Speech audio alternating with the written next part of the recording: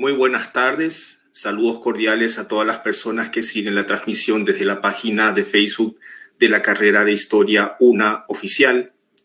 Damos inicio al tercer y último día de la Semana de la Historia 2021, que tiene como tema principal el historiador paraguayo durante el siglo XX. Para mí es un verdadero privilegio poder presentar a dos grandes profesores de nuestra casa de estudios. Hoy nos acompañan como expositores de la Semana de la Historia, el señor decano de la Facultad de Filosofía, el profesor doctor Ricardo Pavetti, con el tema El rol del historiador en las distintas etapas del siglo XX, y el señor coordinador de la carrera de Historia, el profesor doctor Hugo Mendoza, con el tema La revolución de los comuneros y la independencia del Paraguay, 300 años.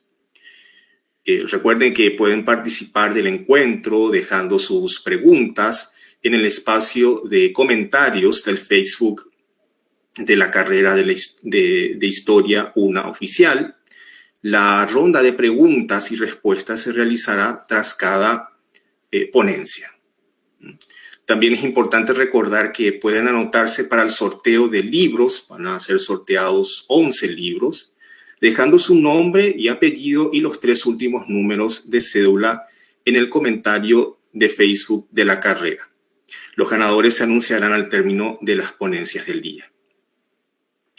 A continuación, la primera ponencia con el tema El rol del historiador en las distintas etapas del siglo XX, a cargo del profesor doctor Ricardo Pavetti, decano de nuestra facultad.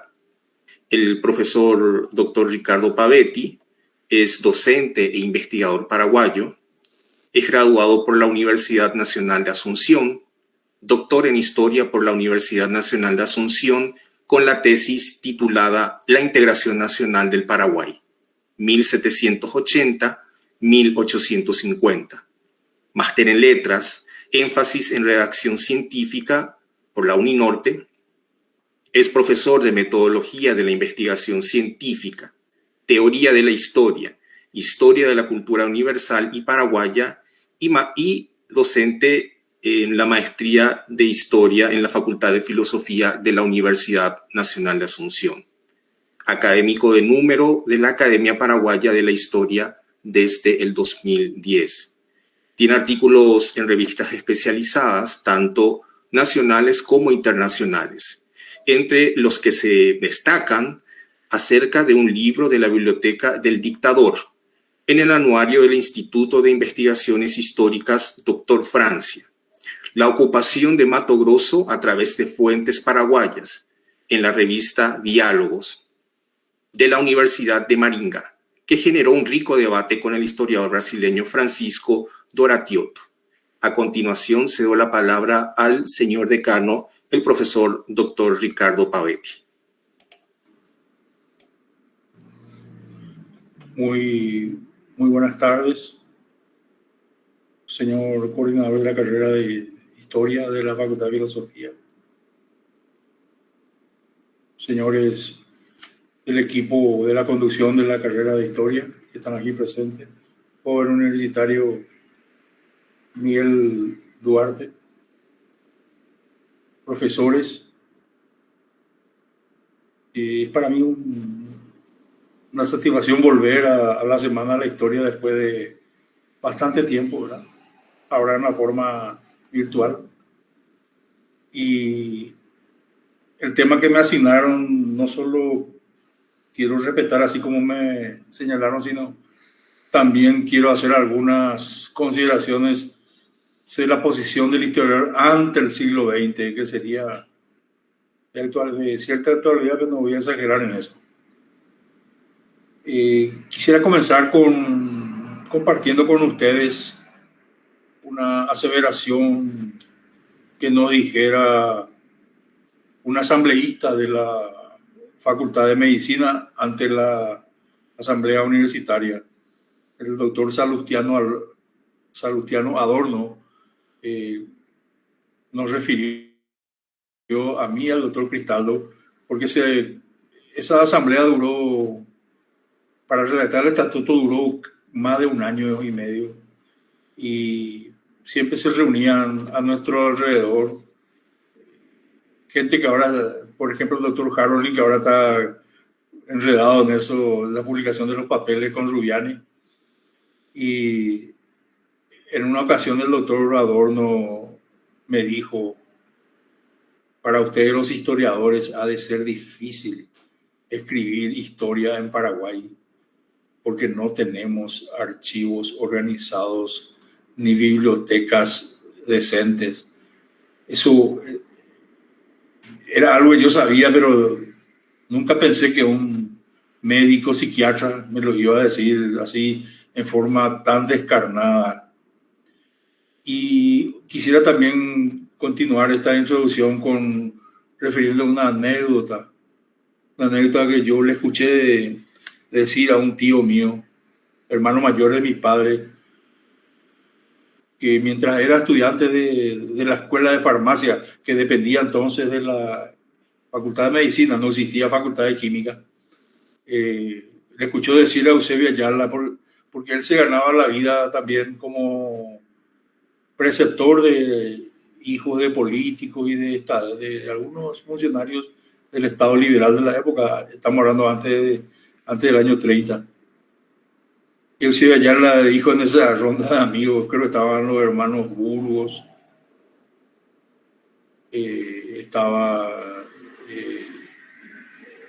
Ullari, varios políticos liberales de la época. Dijo que la historia es el filón más explotado en este país. Repito, esto lo dijo antes de 1932, antes de 1930. Es el filón más explotado de este país, y tenía razón, ¿verdad? Quisiera iniciar con los Sánchez Quel, que solía ser un gran acuñador de palabras hasta pintorescas. Definió a Blagaray como el primer chacólogo, y las empleadas de la Biblioteca Nacional se burlaban de esa expresión, recuerdo. Pero tenía razón en gran medida, ¿verdad? Porque no solo él inicia lo que sería para nosotros hoy la historia científica al ir a investigar a España, a Sevilla, y al estar bajo la supervisión de Joaquín Costa, un gran erudito, un gran polígrafo que también fungía de historiador.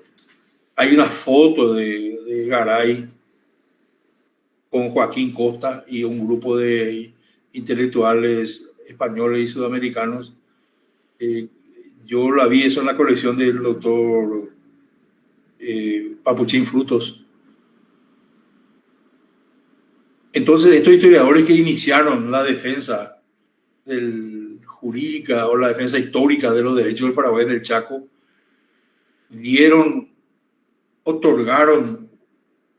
construyeron una mentalidad que a la larga nos favoreció dentro de la población. Porque años después, ya yo estaba fuera de la universidad una vez más. Estuve fuera 13 años. Yo trabajé y compré muchos libros. Integré una delegación deportiva a Bolivia, y Cochabamba encontré un libro que hoy compartí con uno de los colaboradores de la mesa acá, libro del doctor Jorge Siles Salinas, La literatura boliviana de la guerra del Chaco, 1932-1968. En ese libro se notaba cómo el boliviano iba pesimista al frente, al infierno verde, sus cartas, sus canciones eran tristes, pesimistas, repito. En cambio, el paraguayo venía con un ímpetu enorme. Y eso se confirma con la carta que le escribe el general Estigarribia a Oleari, que toda esa hazaña no se iba a poder hacer sin usted, le dice a Oleari, porque Oleari fue uno de los que generó eso que muchos de los que estuvieron políticamente vinculados conmigo y yo con ellos llamaban esa marea patriotera, de que yo disiento en eso. Fue un espíritu muy elevado, un optimismo hasta fiero que llevaron para la defensa del Chaco. Y con esto quiero destacar nomás cómo a nosotros, ya que no tenemos fuentes bien organizadas, cómo de repente la literatura puede expresar el estado de ánimo de nuestros soldados, de nuestras tropas, de nuestros oficiales, de nuestra población. Esa mentalidad positiva. Hay un poema de Emiliano, algo así como Zapagante y Catuama, ¿no? O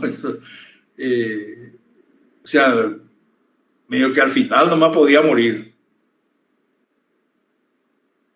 Ya le hablé de la carta del general Estigarribia a Oleari, y también a poco de terminar la guerra en 1938, Bray escribe un artículo en el periódico Trinchera de los excombatientes sobre la batalla de Aranagua, y Bray, ese artículo se reproduce después, 50 años después, se reproduce en otro periódico Trinchera también, y allí Bray llega a la conclusión de que la batalla principal fue en Aranagua, y si Aranagua no cayó fue porque el soldado resistió. Estaba hablando del escalafón, el nivel más bajo de la conformación militar.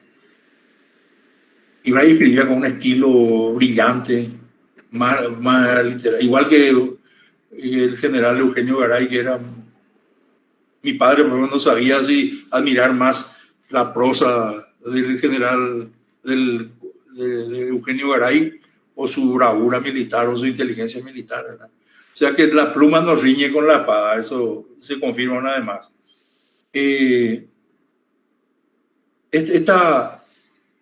Estos historiadores que defendieron nuestros derechos en el Chaco, y quiero ir un poco más atrás con Juan Crisóstomo Centurión. Centurión fue el que inaugura la más inteligente de las defensas del Chaco en la famosa nota suya como canciller de la República en 1888 al canciller boliviano, ¿no? Cuando sostuvo que el problema del Chaco no era un problema de territorio, sino de delimitación de los confines. Ahí marcó, y no, nadie, salvo Salum Flecha, nadie le recuerda a Centurión, nadie. Entonces, esa es la primera etapa. Esos historiadores de Oleari, que el profesor Acosta creo que habló del novecentismo ayer, no voy a hablar de él, pero esos historiadores, incluyéndole a Audibert, que basaron con sus escritos, cimentaron la voluntad del pueblo paraguayo. Como confirmación de todo esto, ese retrotraerse al pasado para embestir, eso ya había advertido un intelectual boliviano, David Alvestegui, cuando el general Kuhn había pronosticado que con 3 batallones reforzados iba a cruzar el Chaco e iba a imponer la paz en Asunción. Y David Alvestegui, de una familia ilustre y de intelectuales paceños, dijo: cuidado, ese pueblo fue capaz de construir una enorme tumba que atravesó toda la República y no se entregó. Y eso fue en el año 24, poco tiempo después de que se conociera un informe médico sobre el estado de la salud de los ciudadanos paraguayos. El informe del doctor Fred Soper, que acá está la profesora Cecilia, que habrá conocido, está en el archivo del Museo Andrés Barbero, ese informe. Soper fue después presidente de la Oficina Panamericana de la Salud. En el año 21 él cerró el mapa de las enfermedades parasitarias del Paraguay. Esa enfermedad recién fue, digamos, sacada del panorama de la salud del Paraguay en el año 57 con una embestida de la salud, un tratamiento intenso. Esa mentalidad agresiva, digamos, del hombre colonial paraguayo que se fue transportando, esa mentalidad de hombre de frontera, se debió en gran medida también a ese recuento permanente que hizo el poeta Emiliano R. Fernández con sus cancioneros épicos, cuando iba enhebrando con errores y aciertos. En su poema, Emiliano repite muchos errores.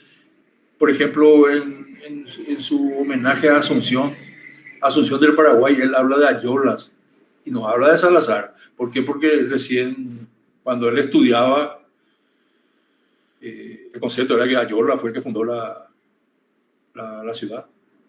Recién Manuel Domínguez precisó, como buen historiador de efemérides, precisó el año y el momento de fundación, así como don Benjamín Velilla precisó de Villarrica.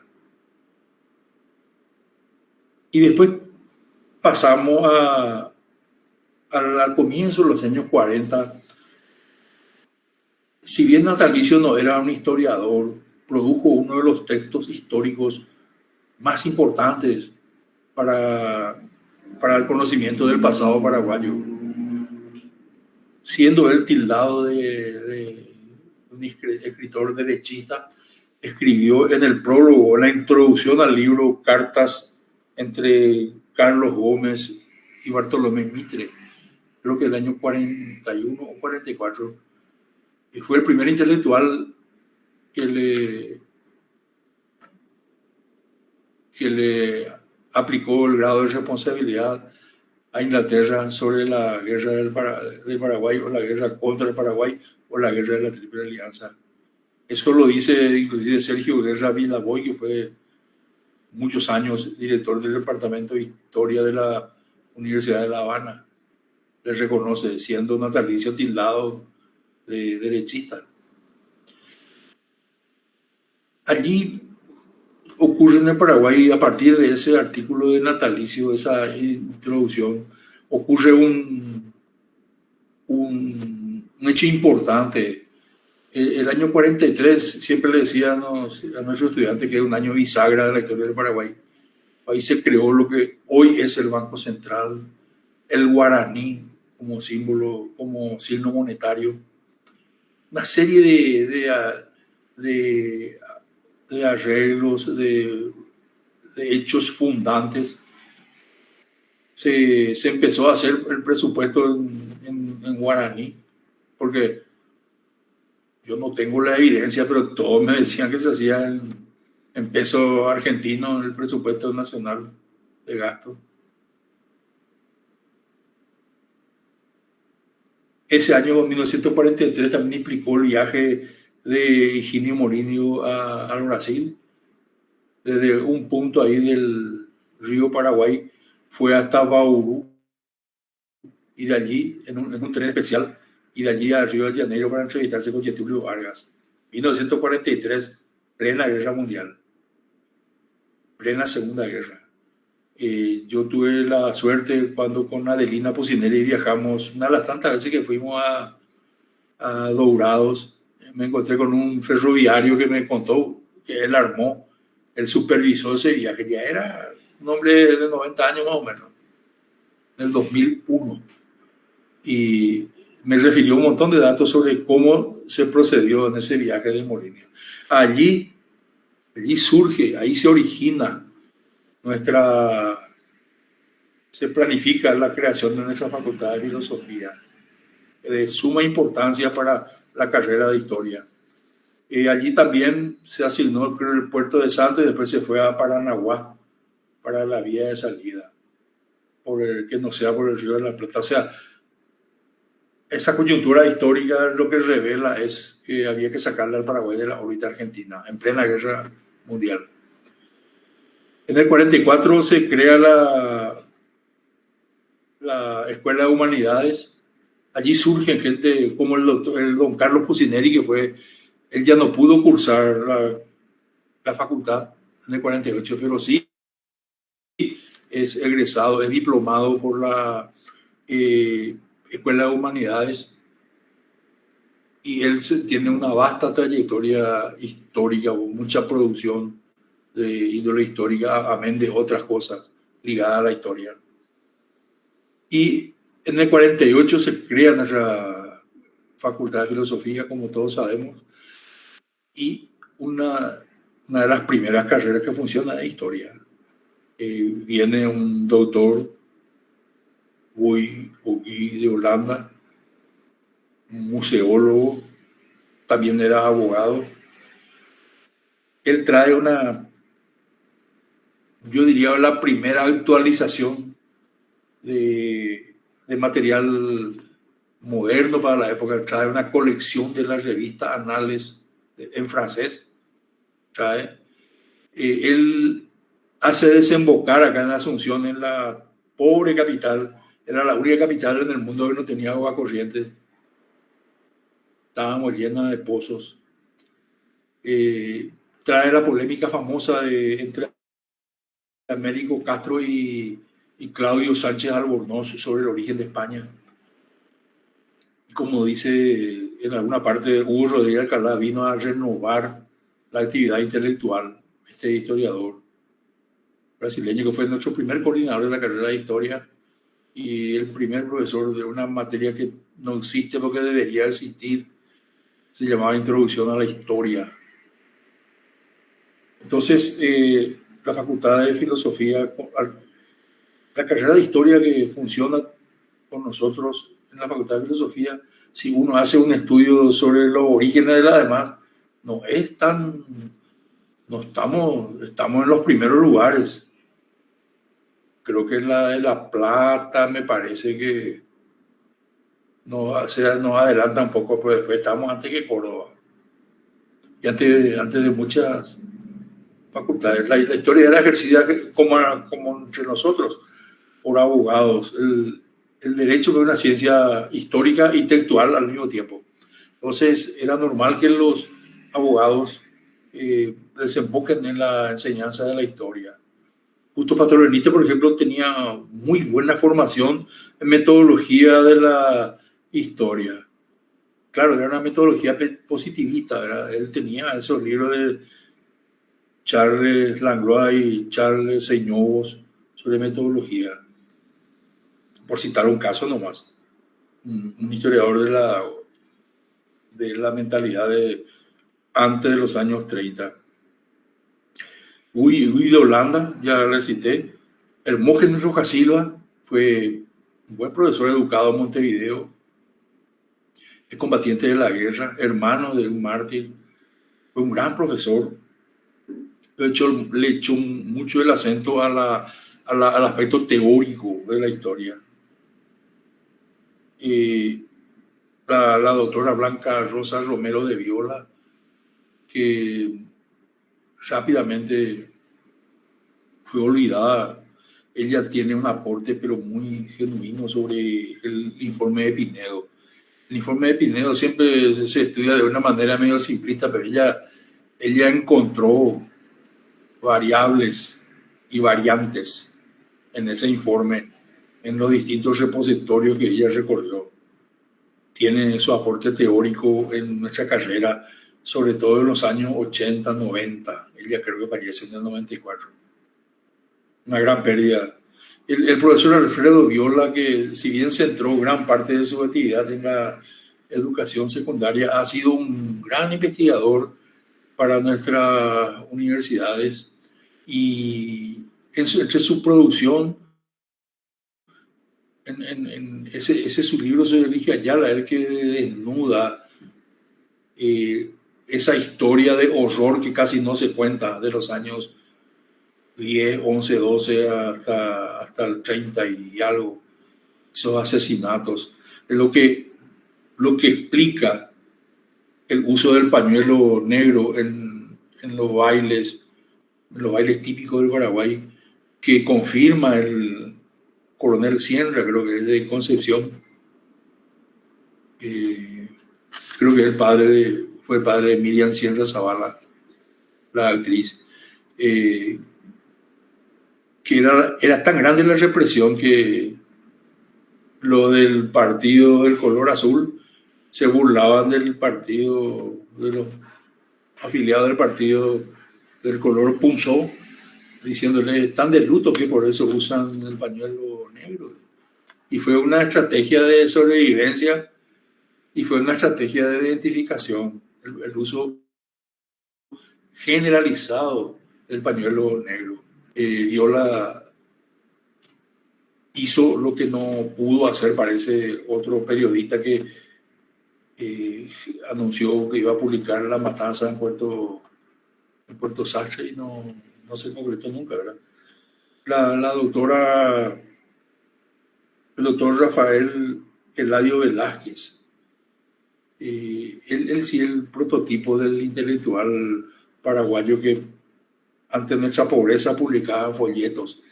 Yo recuerdo que en la biblioteca, en la librería de la Católica, había cualquier cantidad de títulos, eran sus contribuciones a distintas revistas que él lo hacía publicar como sería una separata, ¿verdad? Pero sin aparecer el término separata. Por supuesto que estaba la doctora Sony, que vino de Europa, eslovena, yugoslava era cuando era nuestra profesora, era yugoslava, pero ella siempre decía que era eslovena. Doctora en historia, doctora en lengua uralo-altaicas, arqueóloga, que hizo un trabajo de años en el archivo y después empezó a producir una portentosa bibliografía sobre el pasado nacional. Y eso se nota desde la publicación de la doctora Branca.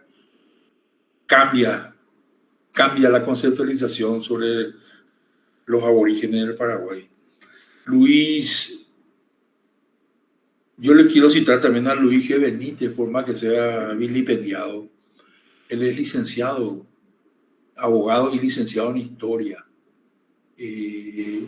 Recuerdo que mis compañeros, cuando estábamos en el primer curso, cuando volví después de 13 años, Margarita Betilla era la auxiliar de Rojas Silva. Uno de los compañeros míos, recuerdo bien quién era, se tiró en contra de Luis G. Benítez y ella le miró nomás Margarita y le dijo que Margarita tenía motivo para atacarle, pero dijo, ¿usted encontró algún defecto, algún gran error, algún infundio en la obra del doctor Luis G. Benítez? Y no, profesora. Y bueno, era muy difamado y era un contrasentido lo que le pasaba a él, porque era uno de los pocos colorados que tenía buenas relaciones con los liberales. Él fue protagonista, voy a referir después en otro pasaje de esta posición. Luis G. Benítez era una mezcla de todo. Era periodista deportivo, locutor de radio. Era un estudiante pobre que después tuvo un posicionamiento muy bueno. Creo que llegó a ser subsecretario, hoy sería viceministro de Educación. Margarita Velilla, que la nombré, hija de don Benjamín Velilla.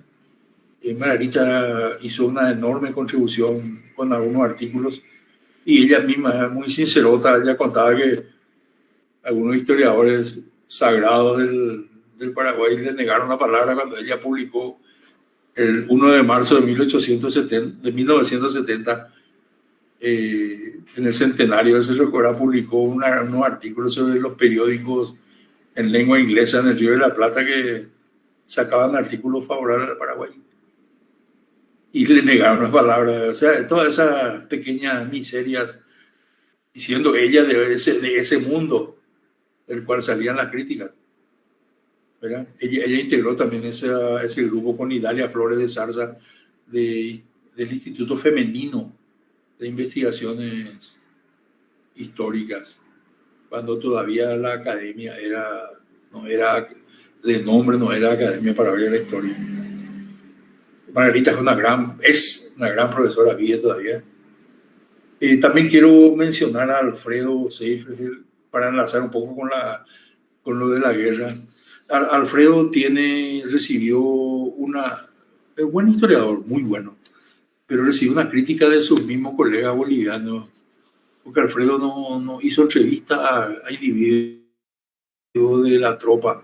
Él se concentró en la oficialidad y en las personalidades. Pero nosotros que éramos de la edad de él, yo nací el mismo año que Alfredo, nosotros habíamos acuñado, porque él enseguida se pegó por el grupo, vamos a decir, aristocrático de la inteligencia paraguaya, ¿verdad?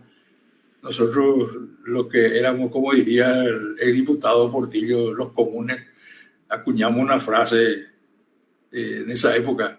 Le atacaban a Oleario porque había hecho entrevista con los combatientes del 70. Y le alababan a Seifert porque había entrevistado a los combatientes de la guerra del Chaco. Y nosotros dijimos, se atacan Oleario lo que se valora en Seifert, eso es lo que se aplaude en Seifert.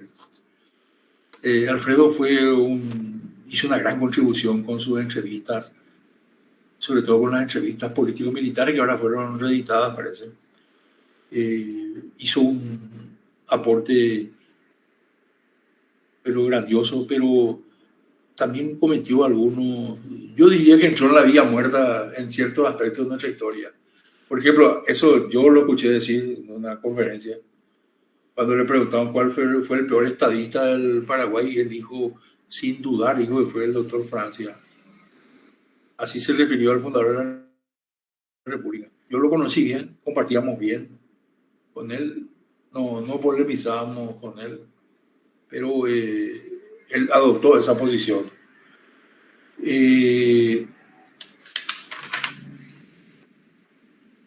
También quiero referirme un poco a los historiadores militantes. Los historiadores militantes generalmente no eran del mundo académico. Algunos estudiaron historia, otros no. Otros completaron. Yo sé porque yo estaba en ese grupo.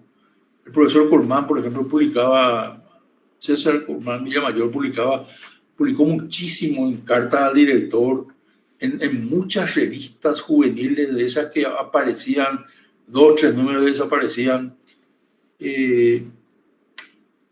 revistas de algunos centros educativos. Yo le incluiría en una fase también a Ricardo Caballero Aquino como historiador militante, porque hicieron militancia para contraponerse a Strong, atacaron la figura de Francisco Solano López, él y Guido Rodríguez Alcalá.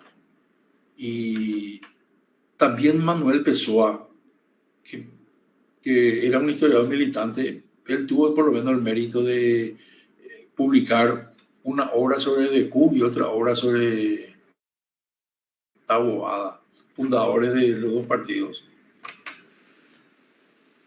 Un hecho que sacudió la vida cultural y la vida histórica fue la publicación del primer tomo de las memorias de Arturo Bray, Armas y Letras, en 1980-81. Causó una conmoción enorme. Bray tenía una excelente escritura, pero no, escribió de memoria, no tenía acceso. Y la réplica a ese primer tomo de las memorias de Bray, ahí estuvo involucrado y de hecho publicó Seifertner un libro, Estigarribia, 10 años de política paraguaya, de la editorial Laurel. Ahora creo que Servilibro reimprimió. Ahí sí se notó, y es el problema que quiero enlazar con la primera parte de mi presentación de lo que me dijo el doctor Adorno. Ese grupo, un grupo elitista muy fuerte, tenía todas las correspondencias entre Schenoni y el presidente de la República, o los presidentes de entonces, tenían todas las documentaciones de José Félix Estigarribia, tenían todas las cartas de Bray a Schenoni.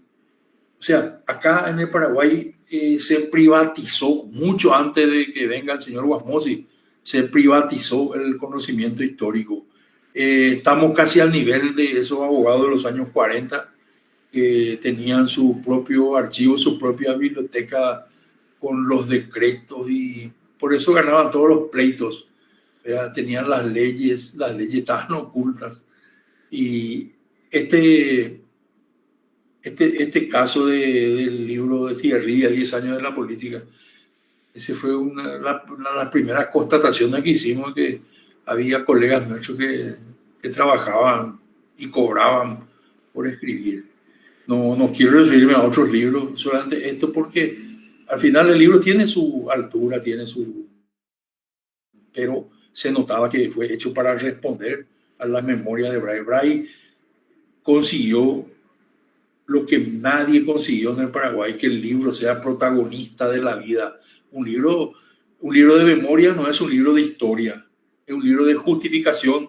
El autor trató de justificarse con sus recuerdos, con sus acomodos, con sus versiones, pero también tuvo defensores en el grupo elitista. Y quiero cerrar con los artículos que solía publicar y los libros también del doctor Víctor y Franco, que era un médico traumatólogo, pero que también cayó en esa trampa que ahora le está costando el empantanamiento a Harolin y a Rubiani. Lo que quiero llegar es al tema de los falsificadores. Falsificadores en nuestra historia hubo desde después de la guerra. La historia se comenzó a falsificar en serio en plena guerra de la Triple Alianza. En el año 1891 se crea, como dice José Antonio Vázquez, se crea el procerato, se importa el término de prócer, se falsifica, se hacen aparecer a porteñistas y españolistas como verdaderos patriotas, y todo para ocultar la figura del fundador de la República, que fue Francia. Basta nomás leer los artículos de don Carlos, que fue testigo de la independencia del Paraguay, y lo que se publicó después de la guerra. No hay punto de enganche allí. Se falsificó. Y esa falsificación llega a su culminación máxima cuando en el año 37 se publica la pseudohistoria de las 4 banderas. Ahí ese fue el acabose. Y mucha gente cree, hay gente increíble. Para mí es doloroso haber tenido que enfrentarme a profesores muy queridos por esa cuestión de las 4 banderas, que no fue tal, no ocurrió eso. ¿Entienden? El problema de las fuentes es un grave problema, y quiero cerrar con otra investigación histórica que hace 2 años, 3, ya va por 3, este historiador argentino que está acá en el Paraguay, ahora que hace poco lanzó las obras de Lincoln Silva. Anterior a eso escribió una obra sobre el profesor Arturo López, que fue miembro, jefe del ala militar del Partido Comunista Paraguayo, de la línea de Oscar Grey. A mí me han referido gente, y hay cosas que yo sé de forma directa, que en el archivo que está en el Poder Judicial, ese archivo que se sacó de investigaciones, que se peinó antes de entregarse, se peinó, eso se sacaron un montón de documentación, porque ese archivo se iba a usar para empañar la victoria del doctor Luis María Argaña, y tenía que recibir otra persona, y como que esa otra persona estaba buscando a una tumba por el interior, salió otro a publicitar, a hacer ruido con esos papeles. Desaparecieron muchas cartas que la policía había capturado de Agapito Valiente, que es el apodo de Arturo López, dirigiéndose de forma respetuosa e inclusive con admiración de Grey. Pero este señor Montero, que ahora publicó con un título exagerado, Agapito Valiente, Strónicos y Yehá, responde a ese despojo. Yo sé que en el año unos periodistas se apropiaron de toda la documentación que tenía el director de la técnica, el doctor Campo Balú. Y yo sé, porque he visto que tenían colecciones de fotografías, papeles, pero a montones, cuando saltaron la técnica. Y se produjo un saqueo. No existe la cultura. Tenemos la suerte de tener un archivo nacional, pero que está cerrado hasta 1870 y con a unos papeles del Ministerio de Culto e Instrucción Pública, que podemos rastrear algo de la educación después de la guerra, y después prácticamente nada. Se han llevado todo. Los comandantes divisionarios, los jefes de la guerra del Chaco tenían todos los archivos de sus unidades, tenían consigo mismo, y yo no sé dónde estarán. A mí me consta que muchos combatientes que se volvieron a casar después con mujeres más jóvenes porque enviudaron, estas destruyeron la información que dejaron sus esposos. Eso a mí me consta. Y yo no quisiera cerrar esto con tanto pesimismo, pero es una realidad del problema de los repositorios de nuestras fuentes. Y hay muchas cosas más que decir, pero me voy a quedar acá y espero que los jóvenes estudiantes tengan mejor oportunidad que yo para poder desarrollarse profesionalmente. Muchas gracias por haberme atendido. Muchas gracias por todo y por la invitación en especial. Gracias. Muchas gracias, señor decano de la Facultad de Filosofía, el profesor doctor Ricardo Pavetti. Ahora, mientras esperamos algunas preguntas del Facebook, recuerden que pueden hacer todas sus consultas en el chat del Facebook. Hay 3 preguntas.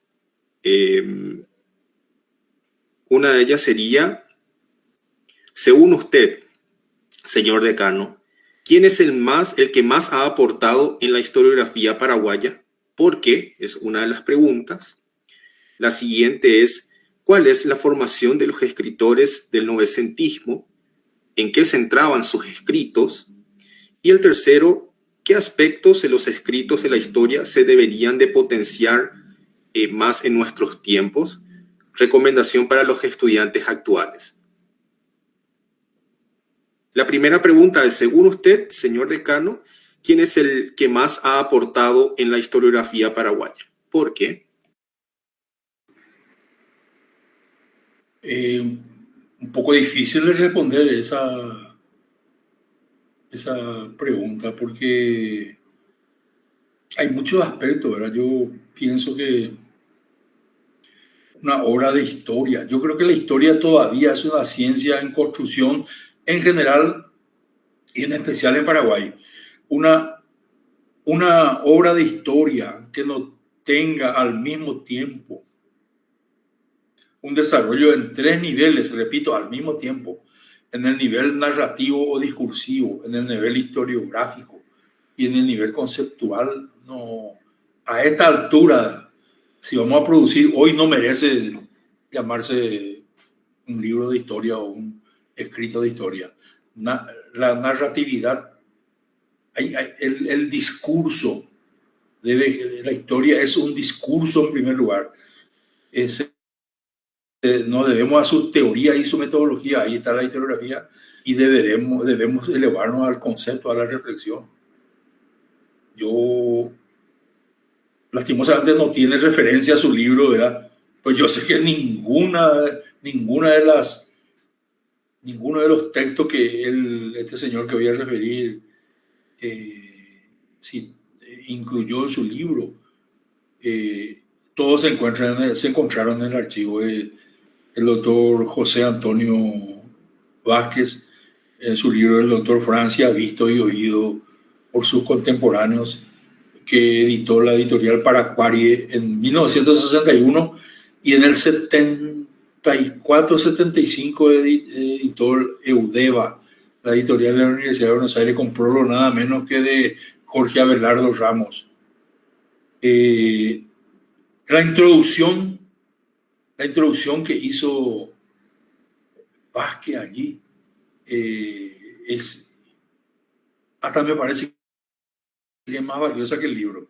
Esa impresión yo tengo. Y varias personas que eran mayores que yo cuando era joven me dijeron casi lo mismo. Pero no tiene... ¿Por qué? Porque mucha gente se aprovecha. Acá hay mucha deshonestidad. Y entonces Vázquez, para desquitarse, no puso ninguna referencia de archivo, y que así pelado no me entregó el libro. Lo mismo es valioso.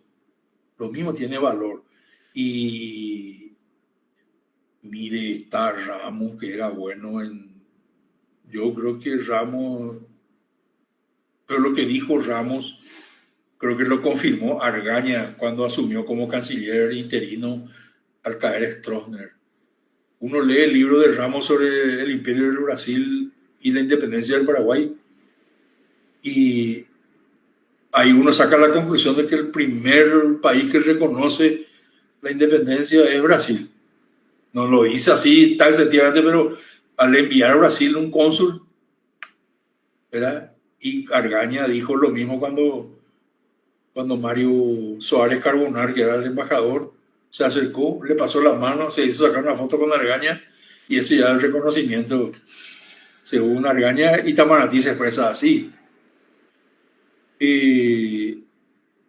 Yo más bien veo que a nivel de extranjero lo que hay interesante aporte, no es el primer libro que publicó Renger con Longchamp, ese segundo libro que ahora editaron con ese tucán en la tapa, Raíces en Paraguay, Viaje al Paraguay. Ese para mí es un libro revelador. Y el otro, yo lo leí el libro de Vázquez leí cuando tenía 11 años, hasta ahora lo leo. Y el de García Mellit, Proceso de los falsificadores de la historia de Paraguay, salvo la primera parte que la doctora Zuni se encargó de pulverizar, porque él se basó solamente en la publicación en Libreca.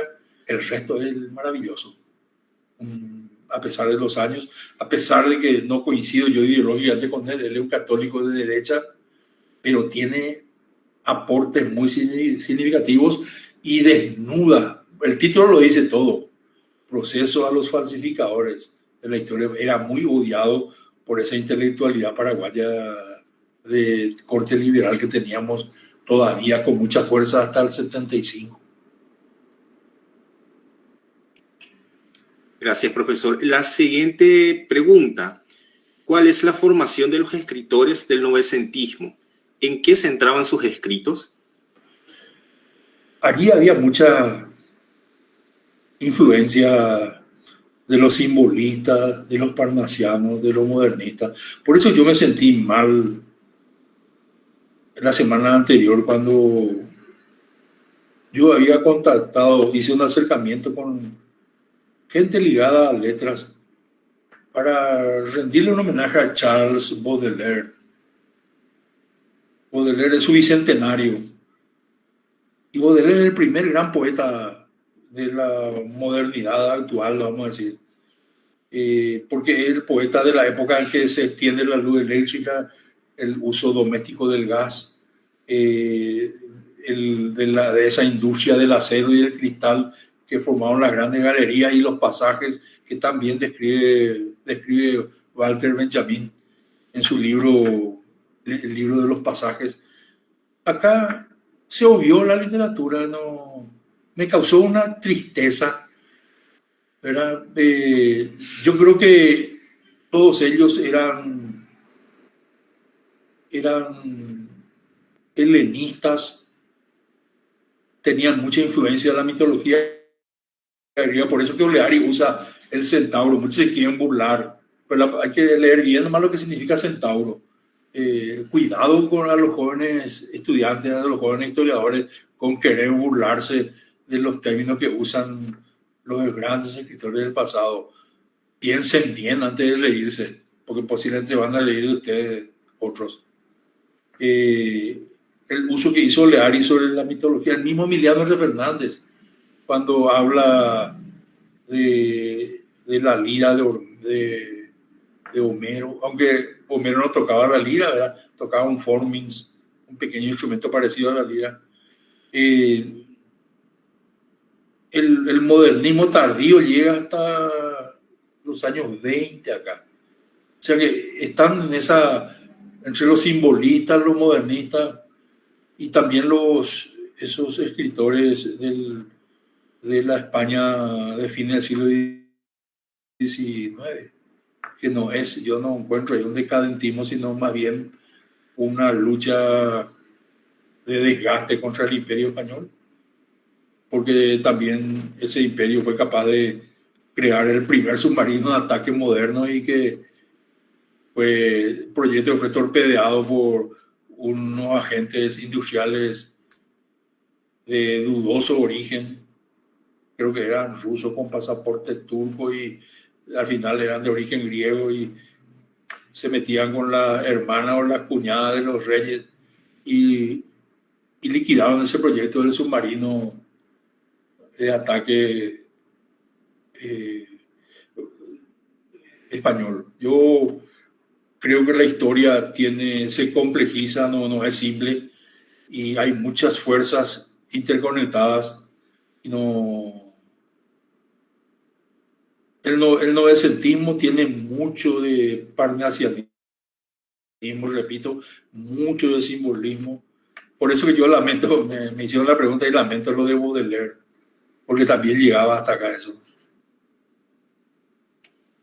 Sí, profe, la siguiente pregunta. ¿Qué aspectos de los escritos de la historia se deberían de potenciar más en nuestros tiempos? Recomendación para los estudiantes actuales. Nuestro déficit es que acá, por ejemplo, en el Paraguay no hacemos lo que yo he visto cómo hacen en el Brasil. Por ejemplo, esa carta de Domingo Martínez de Irala al rey, reproducir así tal cual como aparece en el documento, extender las abreviaturas y después volcarla al español actual. Entonces el chico, el estudiante de historia, el estudiante de secundaria, el estudiante de la escuela puede ver cómo evolucionó su idioma. ¿Entienden? Y así con otros documentos. Ellos en el Brasil hicieron eso con la carta de Pedro Vaz de Camiña al rey. El año 1500, el primer documento que se escribió en el Brasil. Y esta carta de Domingo Martínez Irala es muy reveladora. Y hay muchos documentos, por ejemplo, se puede reproducir escritos de Silvestre Aveiro. Silvestre Aveiro tenía, que creo que en su memoria ya aparece como uno de los grandes colaboradores del conocimiento de nuestro pasado. Tiene un final que yo creo que todos los estudiantes de letras deberían estudiar. Por la construcción de ese español paraguayo tan original que a muchos no les gusta, pero a mí me encanta. Y volví a la Asunción después de 5 años, cuando salí de ella para hacer como hice toda la campaña, dice él, con una sencillez extraordinaria, o cuando él transcribe esa expresión en guaraní antiguo cuando Díaz sale del entrevero del combate de Sauce, y hay una frase que nunca me queda en guaraní antiguo, que él se produce, eso es lo que le dijo a López, le contestó así, no digo de mala manera, pero un poco, con poca consideración hacia la jerarquía de López, ¿verdad? No, yo creo que tenemos muchos. Lo que más siento que no se puede escribir la historia, muchas cosas del siglo XX. Es lo más, yo me ocupé de cosas del siglo XIX, pero la guerra del Chaco está sin ser escrita, prácticamente. Hay testimonios de veteranos, pero el libro de Seifert, el guerra de petróleo, pero después nuestros muchachos no se ocuparon. De repente creo que Reinaldo con este otro muchacho escribieron sobre la aviación, pero creo que después de la guerra hay muchas cosas que de la aviación no se sabe y la gente cree que lo que dice Sapienza es malo que vale, no es así. Sapienza se pasó negando que el T-25 tenía una ametralladora en el para tiro ventral, y todos sabemos lo que vivimos en la aviación, pasamos en la niñez, sabemos pues esa ametralladora ventral manipulaba, o sea, ejecutaba los tiros del artillero con los pies, había todo un mecanismo. Hay muchas cosas que no se puede escribir sobre la financiación de la guerra. Ese cuadernito de Livieres va nomás ahí. No hay documentos, había negociado en la guerra. Eso se denunció. Hay libros que se publicaron en época de la guerra del Chaco de la editorial Claridad, un tal Cole. Que muchos dicen que fue Crey, ese un seudónimo de Crey. Todos los negociados de los muchachos antes de la guerra. Lo que sí que los grandes loteamientos se llevaron a cabo cuando 20 años después de la guerra, 30 años después de la guerra, el Estado le había pagado con terrenos en Lambaré, acá en la capital, y aparecieron las grandes loteadoras de terrenos, gente que se apropió de muchos bienes porque el Estado no estaba en condiciones de pagarle. Como me decía un viejo mecánico de mi tiempo, era ya un anciano, me dijo, si hay cuá, fulano vendejada, 6 veces vendí cubierta. Y ahí ya te da la medida del negociado que había, ¿verdad? O de los negociados. No, y la actitud. Por eso comparar a López con Estigarribia para mí es una estupidez.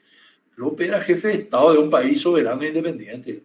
Estigarribia ya no era el jefe de Estado, era el comandante militar, un héroe militar que supo obedecer al mando político, se subordinó siempre al jefe, al presidente de la República. Inclusive está esa famosa pulseada cuando Ayala le quiso ordenar que tome Vallivian, y él dice que le respondió: Vallivian caerá en su hora, y si yo le ordeno, y le preguntó al señor Ayala, y él dijo: tengo 2 cosas que hacer: obedecer su orden o renunciar, pedir mi paso de retiro, algo así, renunciar a mí. O sea que él tenía bien clara, Estigarribia tenía bien claro cuál era su papel. Una última pregunta, profesor. ¿Por qué se sigue enseñando hasta hoy en día en la educación pública que existen 4 banderas si está confirmado que es falso? Es más, se refieren a ese hecho hasta en los medios. Y yo creo que, como le dije hoy, en 1891 yo percibo que se comienza a hacer una gran falsificación y llega hasta el pináculo ahí del año 1937. Benjamín Vargas Peña fue un médico, un valiente oficial de caballería. Siendo médico, él fue combatiente. Yo eso no lo cuestiono. El doctor Mendoza le conoce porque yo lo vimos intervenir en conferencias en el archivo. La historia es un relato y todo el mundo se pelea. Acá mismo, ahora mismo, en el Paraguay, hay agentes extranjeros que están operando para manipular nuestro pasado. en la Academia Diplomática, en el programa ese de Paraguay Eterno, un joven estudiante mío del colegio que estudió en la Academia Diplomática, muy suelto de cuerpo, dijo que un cierto profesor muy conocido acá de la facultad, por haber liquidado nuestro doctorado, dijo, como dice el doctor fulano de tal, Belgrano ingresó recién al Paraguay al trasponer el río Tebicuari. Y eso, con leer el libro de Azara, ya se destroza esa teoría. Azara reconoce que cuando los jesuitas fueron expulsados en 1777, la gobernación del Paraguay recuperó el dominio hasta el río Paraná. O sea que hay muchos falsificadores y ofrecen dinero. Hay gente que está al servicio. Y no es nuevo, ¿eh? Ya yo en privado puedo decirle a los jóvenes algunas cosas que yo sé. Pero hay mucho dinero circuló de hace años acá. Muchísimas gracias, señor decano, por su participación, por su gran exponencia el día de hoy. Muchas gracias por la invitación y yo le solicito permiso al señor coordinador y a todo el equipo retirarme porque estoy en una casa ajena y yo en mi casa ya no podía hasta ahora, por obvias razones no podía participar, ¿verdad? Tengo otros problemas ahí. Entonces yo agradecería mucho la comprensión de ustedes y me permitan retirarme. Muchas gracias. Por supuesto, señor decano. No, con todo respeto digo, porque es una... Sí, entendemos, señor decano. Le agradecemos mucho. Gracias. Y espero la crítica. Yo no tengo miedo a la crítica. Me gusta lo que me enfrenten, así que... Y la grabación le voy a pedir después a Jorge. Mi grabación, porque yo quiero escribir esto. Sí. Yo con mi apunte, con mi recuerdo. Gracias por todo. Buenas noches. Buenas noches. Muy buenas noches, señor. A continuación, el segundo tema del día, la revolución de los comuneros y la independencia del Paraguay, 300 años. El profesor doctor Hugo Mendoza va a señalarnos sobre este punto.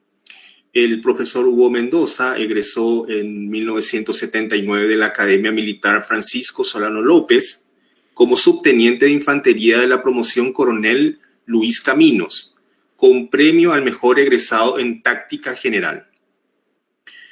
Hizo el curso de Estado Mayor Conjunto en la Escuela de Guerra de París, Francia, de gerente junior de Administración de Recursos Humanos, CAES-UNA, Congreso Internacional de Historia Militar y Museos de Armas, en Madrid, España, licenciado en Historia de la UNA, licenciado en Ciencias Militares de la Academia Militar, tiene aprobadas todas las materias en las carreras de Sociología y Ciencias Políticas de la Universidad Católica, de posgrado en Formación Docente Universitaria, de Reforma del Estado, de Política y Estrategia Nacional. Es magíster en Planificación y Conducción Estratégica Nacional por el Instituto de Altos Estudios Estratégicos, magíster en Historia Medieval de Castilla y León por la Universidad de Valladolid, España, doctor en Historia por la Universidad Nacional de Asunción. Académico de número de la Academia de Historia Militar del Paraguay y de la Academia Paraguaya de la Historia, miembro del Instituto de Investigaciones Históricas Dr. José Gaspar Rodríguez de Francia, de la Sociedad Argentina de Estudios Medievales, miembro correspondiente del Instituto de Historia y Cultura Militar del Uruguay, Coronel Rolando Laguarda Trías, miembro de la Comisión Especial para el Estudio de la Conmemoración del Bicentenario de la Independencia de la República del Paraguay. Se desempeñó como director general del Instituto de Altos Estudios Estratégicos, secretario general, coordinador de posgrado, director de extensión universitaria de la Facultad de Filosofía, docente investigador de la Universidad Nacional del Este.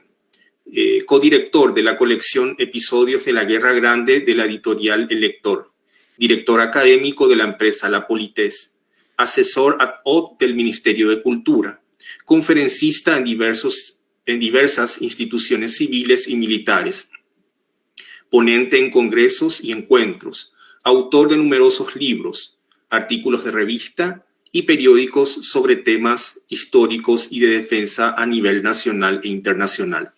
Actualmente es coordinador de la carrera de Historia de la Facultad de Filosofía UNA. Le cedemos la palabra al coordinador de la carrera de Historia, el profesor doctor Hugo Mendoza. Muchas gracias, Augusto. Buenas noches para todos. Es también para mí un gusto estar en la Semana de la Historia. Y por qué yo elijo este tema, ¿verdad?, de Antequera y la independencia del Paraguay. Porque hace 3 días, hace 300 años, José Antequera y Castro, que había llegado a Asunción el 23 de julio de 1721, el 14 de septiembre de ese mismo año, él le apresó, comprobó las acusaciones que había contra el gobernador Diego de los Reyes Balmaceda, lo apresó y se hizo cargo del gobierno de acuerdo al pliego cerrado que le había entregado la audiencia de Charcas. Y ese hecho queremos recordar. Eso yo creo que es relevante recordar, pese a que el tema de esta Semana de la Historia no tiene nada que ver con la historia colonial. Yo creo, y creo que los que están conmigo, también la organización, creen que es relevante, ¿verdad?, recordar un poco ese tema. Y por mucho tiempo se tuvo la polémica, y sigue esa polémica, ¿verdad?, sobre si la revolución de los comuneros es un antecedente de la independencia del Paraguay o no. Yo voy a plantear acá una hipótesis, ¿verdad?, y a la cual voy a llegar a una conclusión sobre ese tema. Si la revolución de los comuneros es o no un antecedente de la independencia del Paraguay. ¿Sí? Para ello voy a hacer una presentación, ¿verdad? Permítame compartir la pantalla.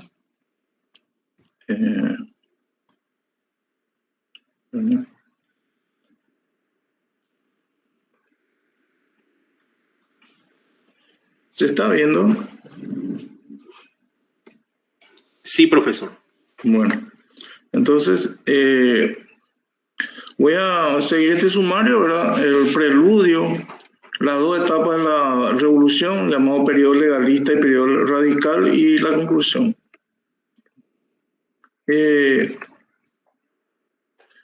Se conjugan, ¿verdad?, sobre la independencia del Paraguay, ¿verdad?, y de otras naciones de Hispanoamérica. Se conjugan las primeras décadas del siglo XIX, ¿verdad?, factores tan antiguos como el derecho romano, con su resurrección escolástica medieval y el iusnaturalismo del siglo XVII. ¿verdad?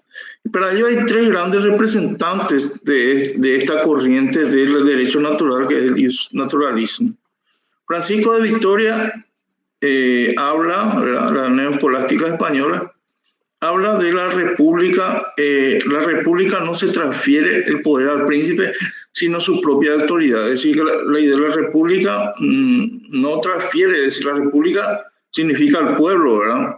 No transfiere el poder, sino le transfiere una autoridad que si este príncipe no está a la altura de las circunstancias, se vuelve un tirano, hay que sacarlo. Eso lo dice también Juan de Mariana, ¿verdad?, que es otro de los grandes representantes de la neoescolástica española. El tirano que ejerce su poder para su provecho y no para el de la comunidad puede y debe ser depuesto, de Mariana.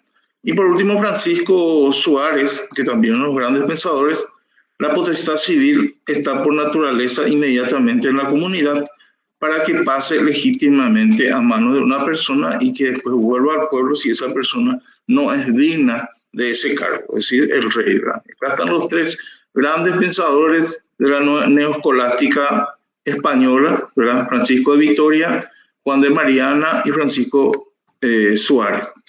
Entonces son los grandes intelectuales que pensaron esta doctrina iusnaturalista, ¿verdad?, porque los anglicanos que eran contrarios a España en ese momento decían de que el poder de Dios recaía directamente en el rey.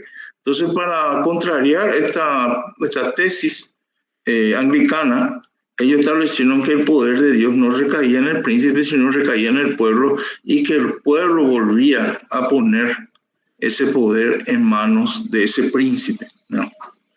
Entonces, acá el derecho natural implica de que está primero la voluntad del pueblo y después de eso está la voluntad del príncipe o del rey. Entonces, es más fuerte la voluntad del pueblo, y legítima, por supuesto, que la propia voluntad del príncipe o del rey. Y sobre este principio fundamental es lo que se va a desarrollar esta llamada revolución de los comuneros.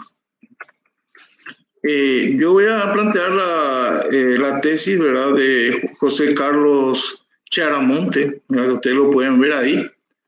Yo tuve la suerte de conocerlo en Santa Fe hace unos años, ¿verdad?, en un encuentro de historiadores, una persona excelente, un gran intelectual, ¿verdad? Y él habla de que antes de adoptar una constitución escrita, toda la sociedad posee normas, algunas escritas y otras no, que cumplen esta función.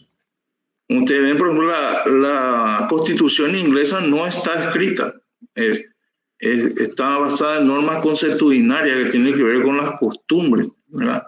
Dice, por consiguiente, los rasgos provenientes de la subsistencia de una constitución antigua nunca desaparecen totalmente. Y él investigó, ¿verdad?, tiene varios libros muy interesantes, ¿verdad? Él investigó sobre justamente el desarrollo de un naturalismo, pero en Argentina, ¿verdad? Entonces, ese ius naturalismo o enseñanza del derecho natural, él lo investigó en la Universidad de Córdoba. ¿Cómo se enseñaba en la Universidad de Córdoba? ¿Cómo se enseñaba en la Universidad de Buenos Aires también? En las primeras etapas de formación de esta universidad. Y él demostró de que existía esa antigua constitución basada en este derecho natural, ¿verdad? Y yo preguntándome, ¿y cómo voy a estudiar en Paraguay el naturalismo y si existió o no existió? Sí, acá no se enseñó nada de eso, ¿verdad? Que apenas tuvimos el Real Colegio Seminario de San Carlos, que duró solamente un tiempo. Entonces, ¿dónde yo voy a rastrear, dónde voy a encontrar, dónde voy a poder confirmar esta teoría de José Carlos Chiaramonte? Entonces, la única forma de comprobarlo es a través de esta revolución de los comuneros. Entonces, las ciudades se consideraron las legítimas depositarias de la soberanía. Es decir, esa soberanía popular pasó a la ciudad, ¿verdad? Y la ciudad, el municipio, era considerado una república. Es decir, había un reino, un rey, pero en cada cabildo, en cada ciudad, se consideraba una república. Esa república territorial que tiene muchos departamentos, eso no existía en esa época, no existía. Solo existía la república de las ciudades, de las villas, y los cabildos fueron órganos de ejercicio de esa soberanía popular, ¿verdad? Entonces, la soberanía se depositaba en las ciudades y los cabildos eran los órganos de ejercicio de esa soberanía. Entonces, los acontecimientos comuneros entonces afloraron el viejo malestar que existía entre los vecinos paraguayos y la Compañía de Jesús. La Compañía de Jesús acaparaba todos los privilegios, no le permitía a los paraguayos utilizar, o a los encomenderos, utilizar los indios las misiones, pero otra cuestión muy importante también era de que ellos se habían apoderado de todos los yerbales que estaban sobre las orillas del río Paraná. Ellos explotaban y manejaban a su gusto y después fueron comprando más y más estancias, ¿verdad? Tenían estancias en San Lorenzo, en Paraguay, prácticamente estaban todos, ya estaban prácticamente rodeando Asunción de esa estancia. Es decir, pasaba más tiempo y se iban a apoderar de todos los jesuitas, ¿verdad? Entonces, ese malestar también aflora. Se les dio privilegio para exportar hierba en contra de lo que contra los productores paraguayos, ¿verdad? Si los jesuitas pagan 1, los paraguayos pagan 5. Entonces, los encomenderos formaron la cabeza de este descontento, primero por la explotación de los indígenas, y se refugiaron en el cabildo porque los fondos del cabildo, los propios del cabildo, la recaudación del cabildo, venían de los impuestos cobrados a la hierba. Entonces, ahí hay dos elementos muy importantes, ¿verdad? Uno era la mano de obra que explotaba, la mina, como le decían, nosotros nunca tuvimos minas, ¿verdad? Pero ellos decían la mina a la explotación de hierba. Y segundo, eran los impuestos que recaudaba el cabildo por la explotación de hierba. Entonces, estos dos aspectos son los que van a hacer explotar la bomba, ¿verdad?, de la revolución, van a llevar a una explosión. Las sublevaciones comuneras llegaron a un punto donde ya no se podía soportar, ¿verdad?, provocada por las acciones de un gobernador, Diego Los Reyes Balmaceda, que buscaba recuperar la inversión realizada por la compra de su cargo. Él había comprado el cargo por anticipado, y cuando falleció el gobernador que estaba en funciones en 1717, él se hizo cargo de la provincia. Pero tenía muchos peros, ¿verdad? Le faltó moderación en sus actos de gobierno, enfrentándose abiertamente con el cabildo, ¿verdad? En el cabildo, como le dije, estaba depositada la soberanía popular, ¿verdad?, persiguiendo a uno de los regidores más importantes, ¿verdad?, como era José Ábalos y Mendoza, ¿verdad?, y también José de Urrunaga, quien gozaba de mucho prestigio en la provincia. Incluso lo mandó al fuerte de Arecutacuá, prisionero, les confiscó muchos bienes. Hubo una pelea tremenda dentro del cabildo y entonces lo denunciaron a la audiencia de Charca. Y una de las acusaciones contra Reyes Balmaceda, el que había bloqueado todos los caminos para que no llegase el emisario de Asunción, aún así Tomás de Cárdenas llegó a Charcas, lo denunció. Otro era que estaba casado con una paraguaya, Francisca Benítez, ¿verdad?, que no tenía un dispensa del rey, el rey tenía que dispensarle porque los gobernadores tenían los mismos impedimentos que los corregidores, ¿verdad?, en España.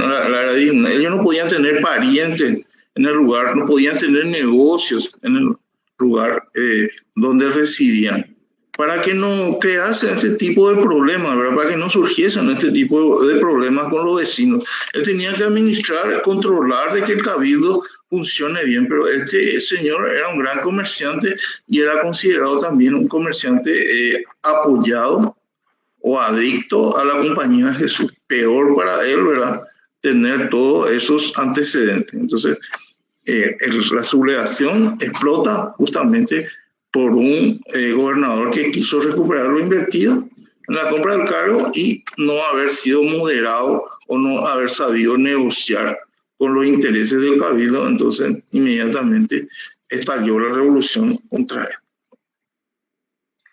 él. Como les dije, Diego Reyes Antequera y Castro fue nombrado juez pesquisidor. Que era un juez pesquisidor, era una persona que tenía que ir a averiguar algo y a la cual toda la autoridad tenían que colaborar con él. Nadie podía ponerle obstáculos ni ponerle trabas a un juez pesquisidor.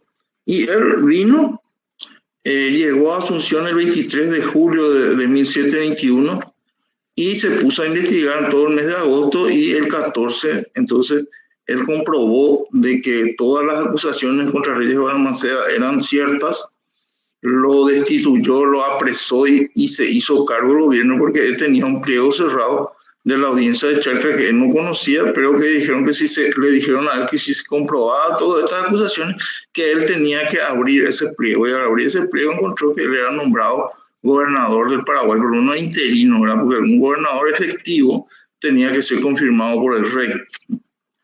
Pero el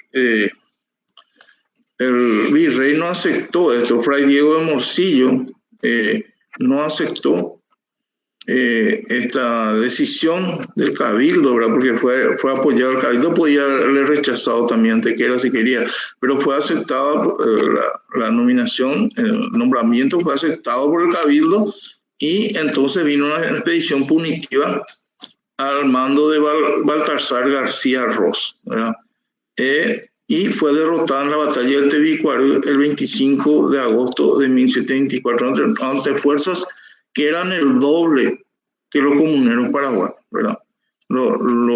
García Ruz tenía 50 españoles y como 6.000 indios, y los paraguayos, los paraguayos, los habitantes de Asunción, apenas tenían 3.000, la mitad.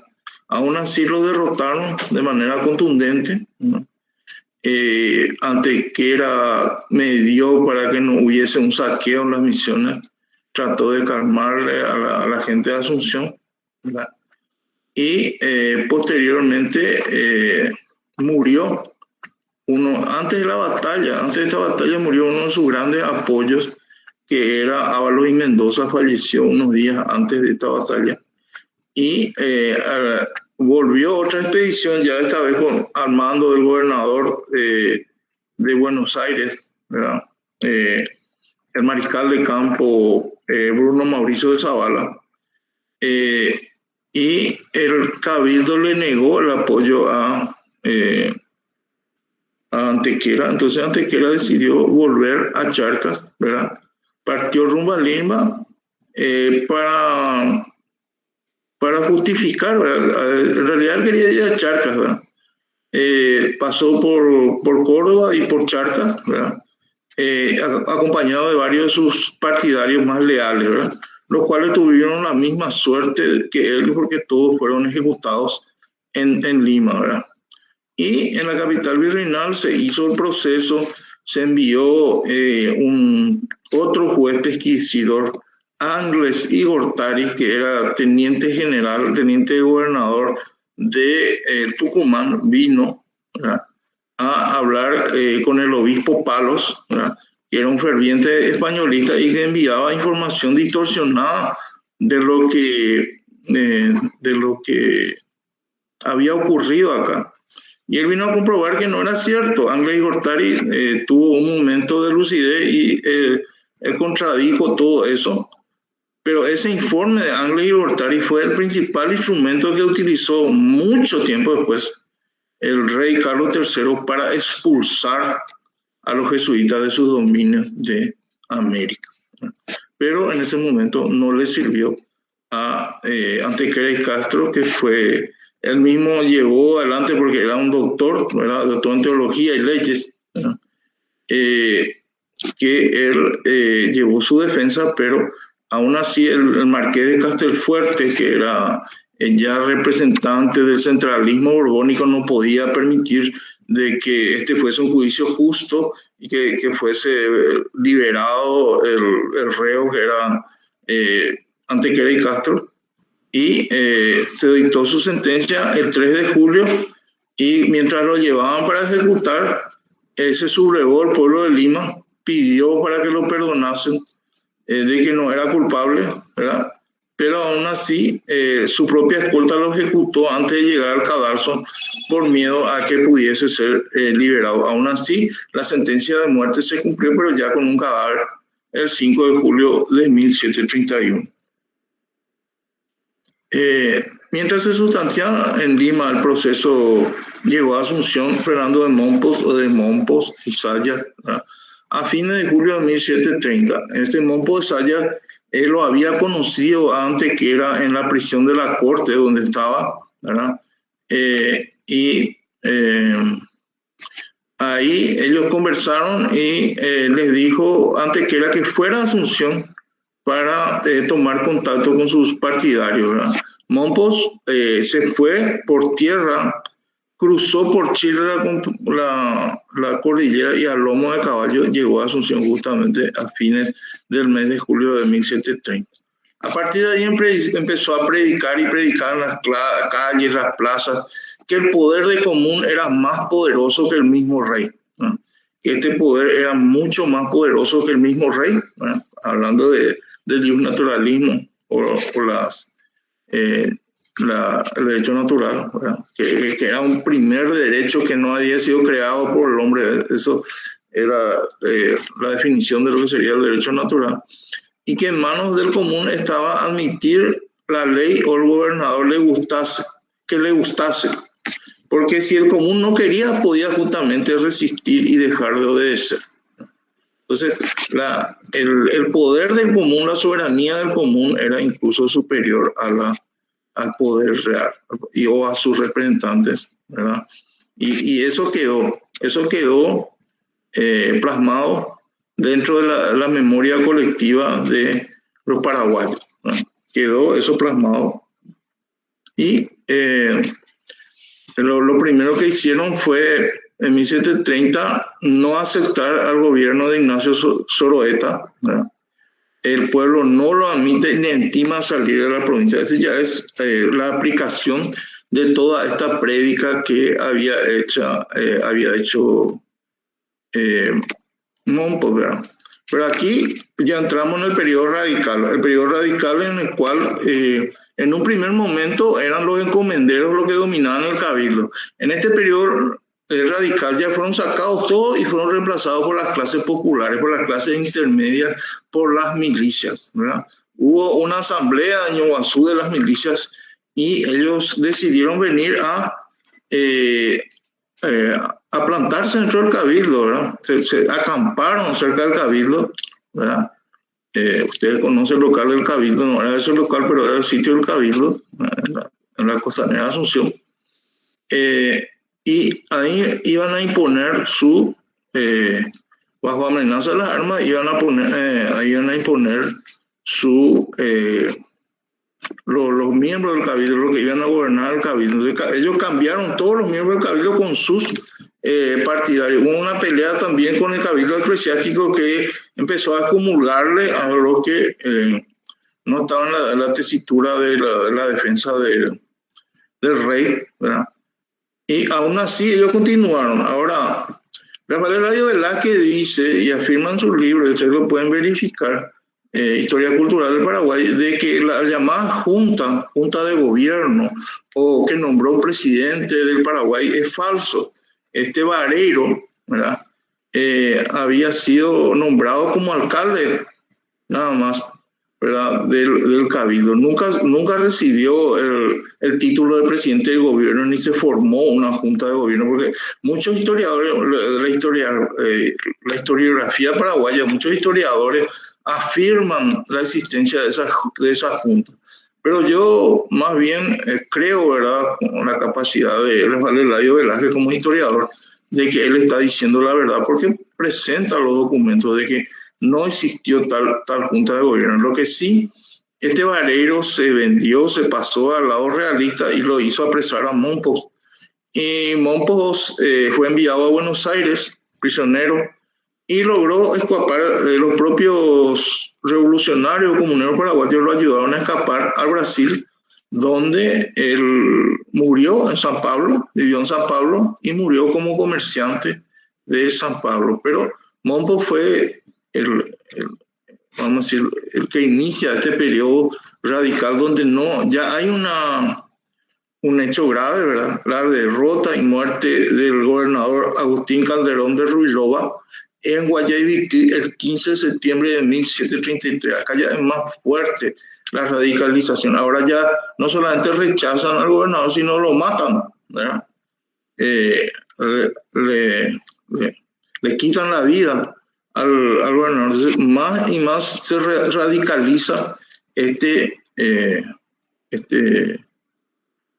esta sublevación, hasta que al final ocurre la batalla de Tabapil, que actualmente es San Roque González Santa Cruz, ¿verdad?, que era una reducción de los dominicos. El 14 de marzo de 1735, ¿verdad?, y viene otra vez al frente de un ejército mucho más grande ya, con 200 españoles y otros 6.000 indios. Bruno Mauricio Zavala, los comuneros eran 236, creo que lo enfrentaron, ¿verdad?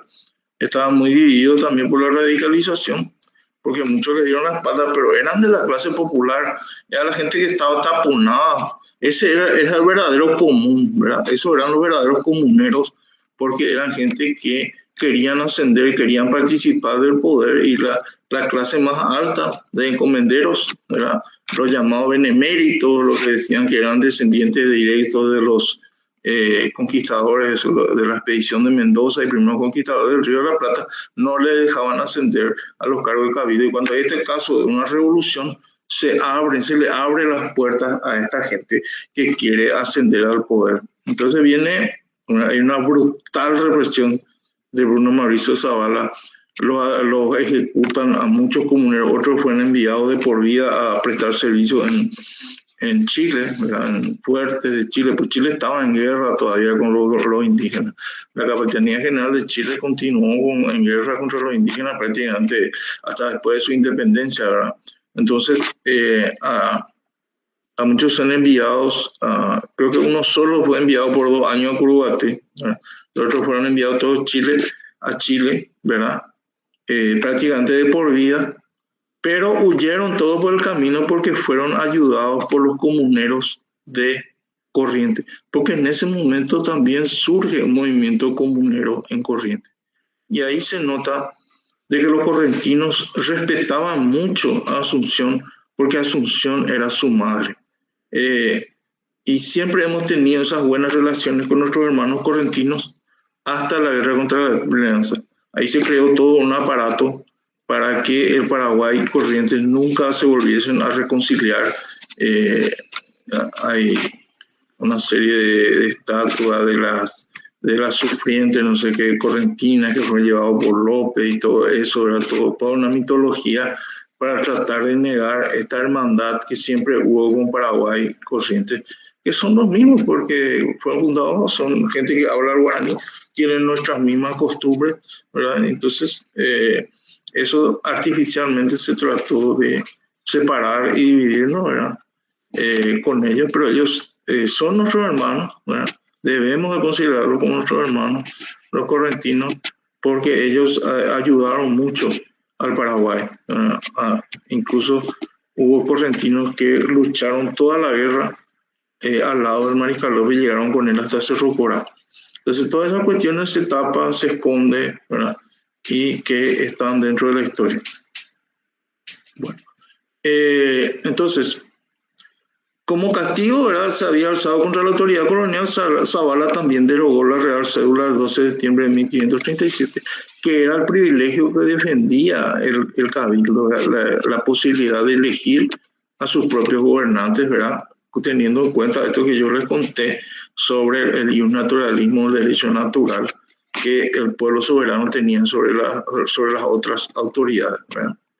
Y otra cuestión que también nos aplastó más todavía es que la audiencia de Charcas, pero acá hay un error, reactivación, porque el puerto presidio ya existía, la reactivación del puerto presidio de Santa Fe para toda embarcación procedente de Asunción. Esas embarcaciones tenían que desembarcar todo lo que traían y tenían que ir por tierra en carretas nuestros productos, ya sea hacia Lima o ya sea hacia Buenos Aires. Entonces, una pérdida enorme para los productores paraguayos y una gran ganancia para los que estaban a aquellos lados.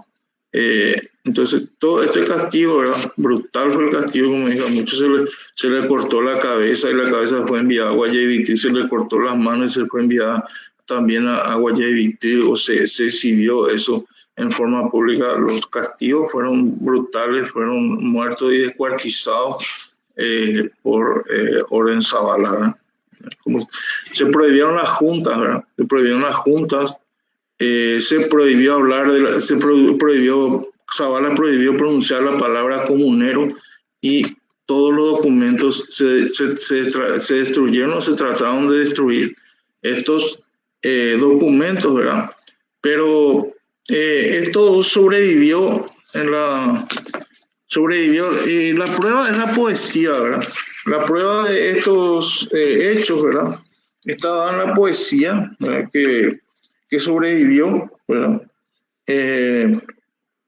Sobrevivió a la muerte de Antequera, porque a Antequera le hicieron poesías, ¿verdad? El pueblo seguía recordando, ¿verdad? A Antequera por la poesía, ¿verdad? Entonces, creo que no. Tengo algunos testimonios, ¿verdad? de poesía que se le hizo, y eso demuestra de que de que la memoria de Antequera siguió, ¿verdad? Hay una poesía popular, por ejemplo, que dice, es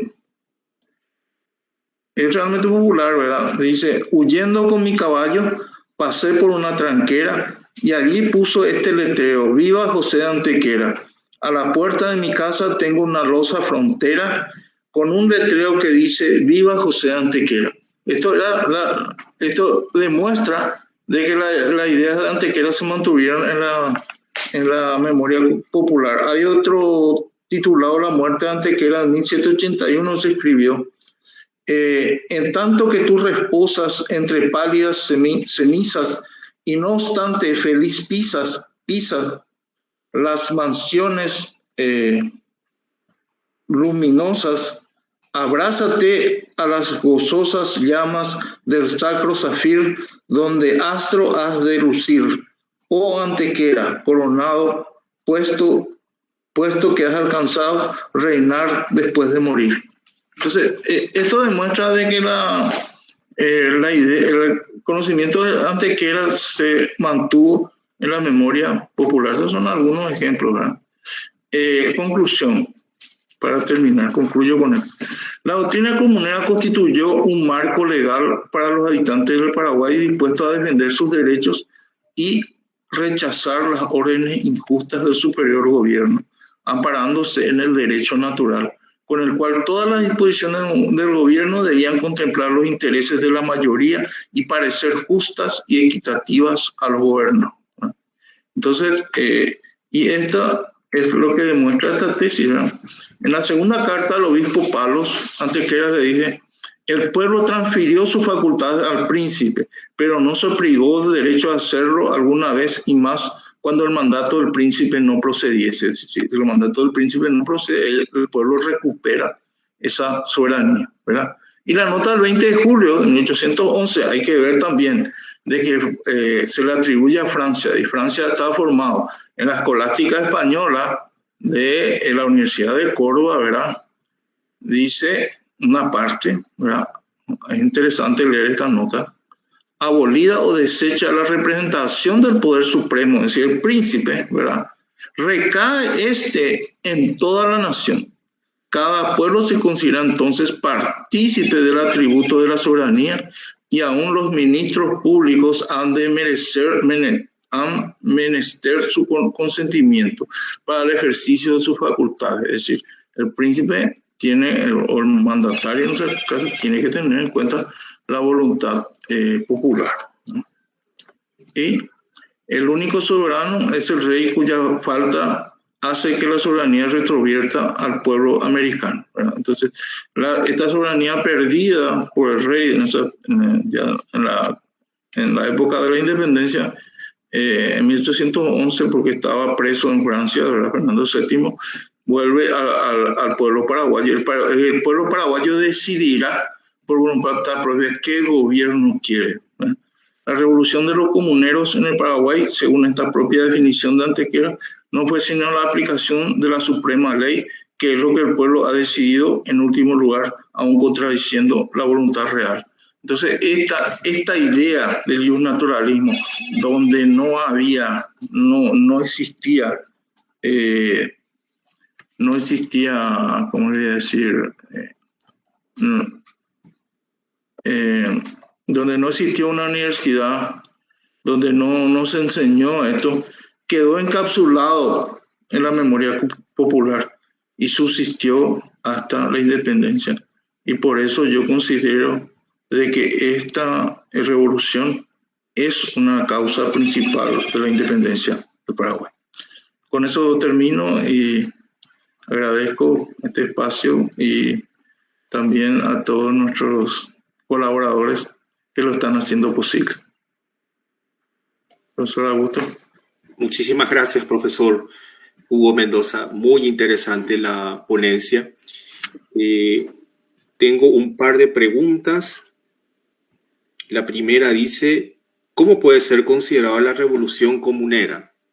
¿Como una revolución económica, social o política? En un primer momento, la revolución comunera es una revolución motivada por causas económicas. Pero el momento que Antequera asume el poder ya es política. Y en la segunda etapa, donde se radicaliza, ¿verdad? Donde el pueblo interviene directamente, no ya la élite encomendera, entonces se convierte en social. La siguiente pregunta: ¿cómo se dio el proceso de comunicación durante la Revolución Comunera? Porque es un escenario geográfico bastante extenso, dice la siguiente pregunta. La revolución es básicamente algo que ocurre en Asunción.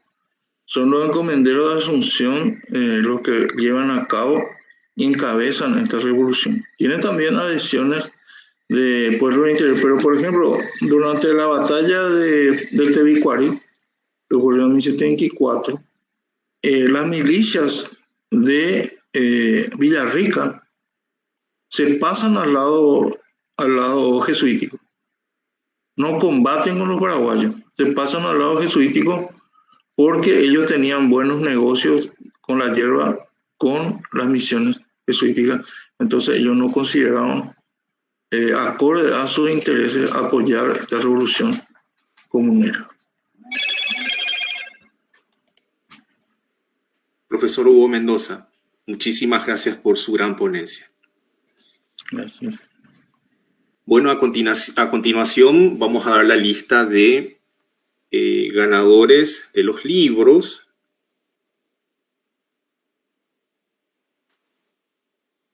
El primer libro es para Cristina Mendoza, 121. El segundo es para Teresita Lescano, 268. Karina Bael, 564. Cristian Escobar, 897. Sandra Liliana Egusquiza, 693. Juliano Cano, 071. María Paz Tasca, 055.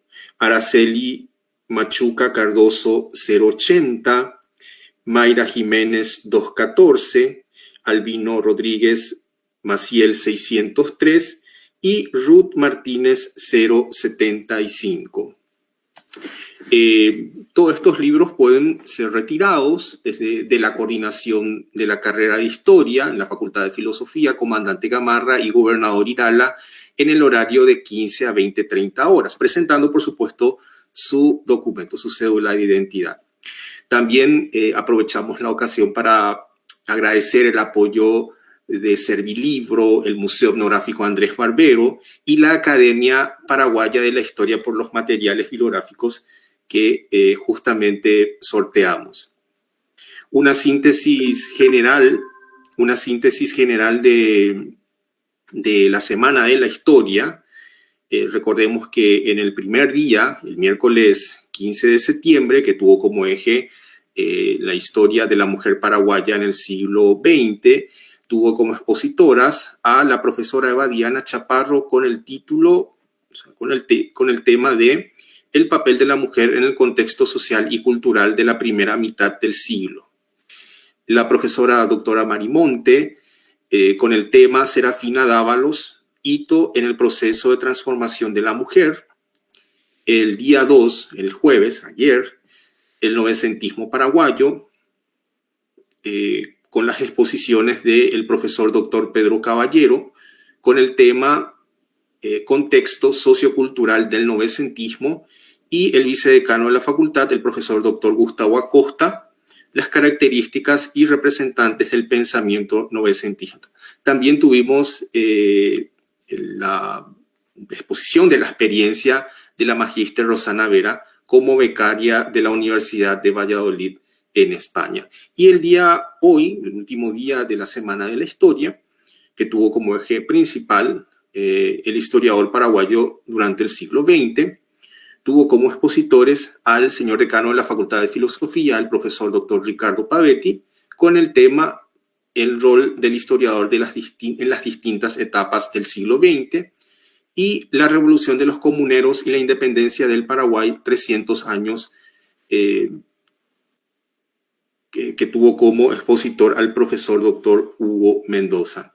Se agradece infinitamente a todos los miembros, a todas las personas que han expuesto en esta semana de la historia, a la coordinación de la carrera de historia, encabezado por el profesor Hugo Mendoza, a los miembros de la organización de la semana. Los chicos del tercer año se han portado de manera fantástica, y a los profesores, por supuesto. También hay que recordar que los certificados se van a enviar en formato digital en los respectivos correos electrónicos, para aquellas personas que se habían inscrito previamente. Bueno, sin más palabras, profe, no sé si quiere decir algo o... Y una cosa que ya estamos entregando los premios, es decir, la gente ya está viniendo a retirar sus premios, ¿verdad? Acá en la coordinación de la carrera de historia. Es decir, que en ese sentido hemos tenido mucha aceptación. Y yo nada más quiero volver a agradecer a todos los que colaboraron con nosotros, tanto a la editorial, a la Academia de la Historia, que nos ha donado libros, a los profesores que han trabajado como moderadores, a los expositores, por supuesto, a los expositores, nuestros grandes profesores de la Facultad de Filosofía, y en especial a los estudiantes, ¿verdad? A los que han organizado.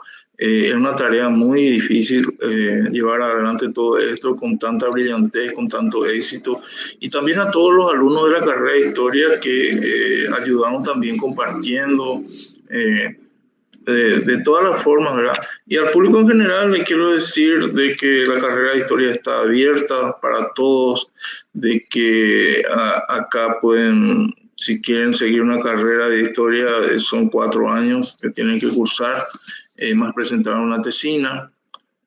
A los estudiantes que quieran, por ejemplo, ayuda para sus trabajos prácticos de vacaciones de invierno, aunque ahora no hay vacaciones de invierno, pero solemos hacer también, solemos hacer tutoría para esos estudiantes.